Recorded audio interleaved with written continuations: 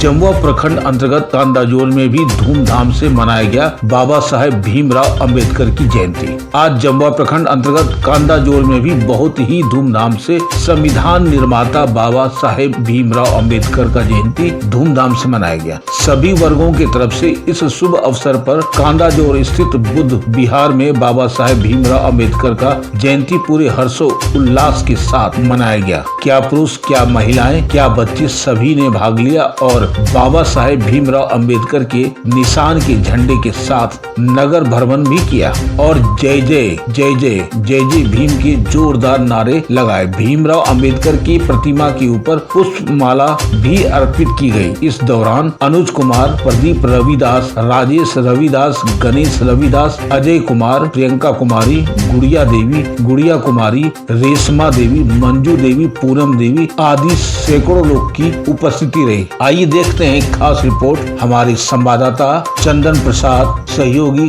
गौतम कुमार, जमुआ, गिरिडीह, झारखंड से। आज बाबा साहेब भीमराव अंबेडकर जी का जयंती है, क्या कुछ आप कहना चाहेंगे बाबा साहेब के लिए? सबसे पहले आज इस जयंती के मौके पर बाबा साहब की 135वीं जयंती है।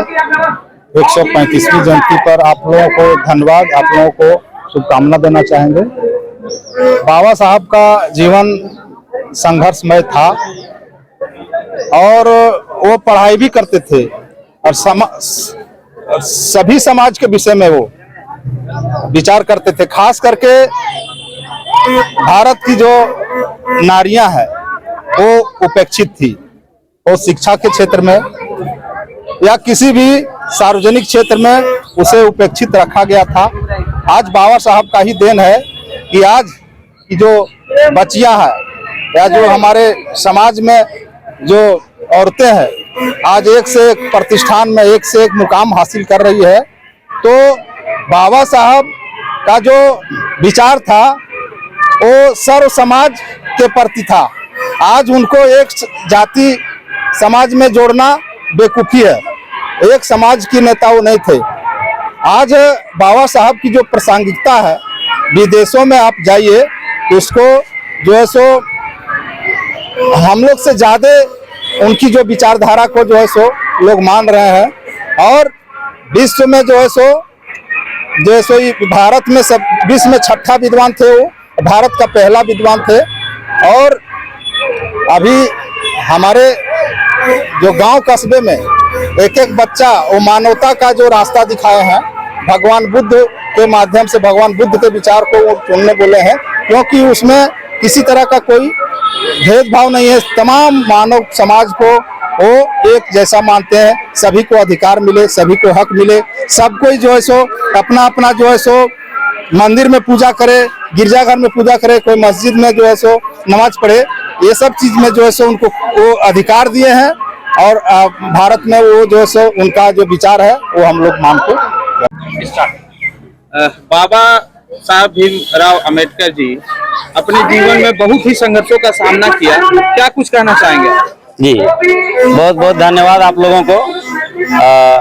आपके चैनल के माध्यम से मैं ये कहना चाहूँगा कि जब गोल मेज का सम्मेलन हो रहा था तो चूंकि विस्तार से कहेंगे समय अधिक लगेगा, इसलिए शॉर्ट में बताना चाह रहे हैं कि जब गोल मेज का सम्मेलन हो रहा था तो उस समय उनका घर में उनके बेटे की मृत्यु हो गई थी और बहुत ही असमंजस की स्थिति थी कि हम सम्मेलन में जाएं, अपने देश के लिए या अपने बेटे के दाह संस्कार में शामिल हुए। और बहुत सोच समझकर बाबा साहब ने ये फैसला लिया था कि उनको जो है सो घर में लाश को छोड़ करके अपने घर में उस विकट परिस्थिति में भी यहाँ के छोड़ करके पूरे देश के लिए उन्होंने सोचा और उस सम्मेलन में शामिल हुए।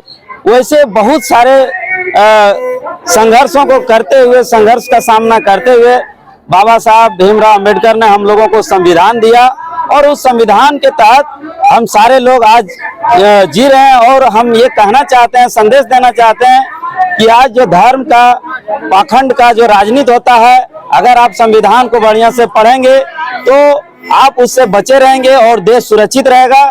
मैं चाहता हूं कि सारे लोग संविधान का अध्ययन करें और देश को एक मजबूत विकासशील देश बनाने अपना सहयोग दें। आज बाबा साहेब भीमराव जी अम्बेडकर जी का आज जयंती है और इस जयंती को पूरा देश मना रहा है, आप क्या कहना चाहेंगे? आज जम्मू बुद्ध विहार की ओर से आप सबों को बहुत बहुत धन्यवाद। आप लोग यहाँ आने का कष्ट किए।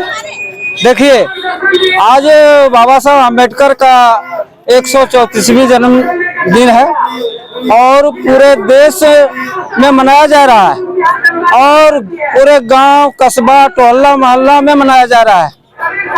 और यही नहीं, पूरे देश नहीं, विदेशों में भी मनाया जा रहा है, क्योंकि बाबा साहब कोई मामूली शख्स नहीं थे। उन्हें सिंबल ऑफ नॉलेज के नाम से भी जाना जाता है और जितने लोग इंडिया में हैं, इनसे ज्यादा लोग विदेशों में प्रभावित है बाबा साहब अम्बेडकर के विचारधारा से। इसके लिए मनाया जा रहा है। और रही बात इंडिया की, इंडिया में ये अगर बाबा साहब अम्बेडकर नहीं आए रहते, ये यहाँ नहीं जन्म हुए रहते, तो शायद यहाँ के लोगों को ये आजादी नहीं मिली रहती, जैसा मेरा कहना है।